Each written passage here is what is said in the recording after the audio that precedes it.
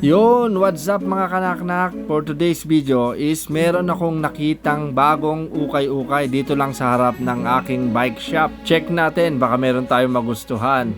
Tara, samahan nyo ako maghanap. New arrival daw ang mga sapatos, kaya tara hanap tayo. Sana makachamba tayo ng branded na sapatos. Unang tingin ko nga, nakita ko agad tong Jordan 4 na Watda. Kung hindi ako nagkakamali, Jordan 4 siya na Watda. Mukhang legit naman siya, kaya agad-agad kong kinuha. At chinek ko nga, mukha naman siyang goods pa. Wala pa masyadong sira at saka parang slightly used lang.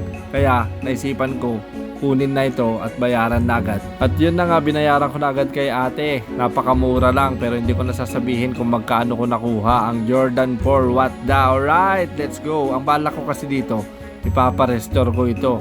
Then, papakita ko sa inyo kung ano ang kakalabasan ng pagkaka-restore. Binigyan pa niya ako ng freebies na 2 pakwan. Sariling tanim daw nila ito. Napakatamis nga nung kinain namin. At yun nga, nakachamba tayo ng isang Jordan 4 with 2 pieces na pakwan. Alright. At ito na ngayon yung Jordan 4. 2,000 years later. Alright, ito na po yung nakuha ko sa ukay-ukay na Jordan 4 Watda. Kaya tara, samahan nyo ako, buksan natin kung maganda ba ang pagkaka-restore. Mamaya re-reveal ko sa inyo kung kanino ako nagpapa-restore ng sapatos.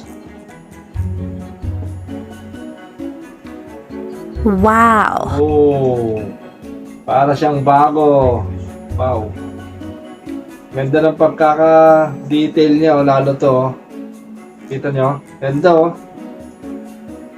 Nabili ko lang to sa ukay pero mukha na siyang brand new. Yan o. Ganda.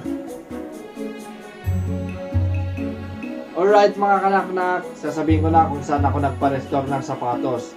Walang iba kundi sa Shoe Clinic. Ang Shoe Clinic pala ay matatagpuan sa may Barangay Plaridel, Purok 3, Bible Baptist sa Santiago. Pwede nyo rin silang tawagan, ito ang number nila, or i-PM sa page nila. Kaya sa mga kanaknak kung may mga lumang sapatos dyan na gusto nyo gawing bago ulit, siyempre i-Shoe Clinic mo na yan. Highly recommended ko dahil napakamura at quality ang gawa nila. Ayan o. Kaya ano pang hinihintay nyo? Shoe Clinic nyo na yung mga sapatos nyo, mga lumang sapatos nyo. Alright, thank you for watching.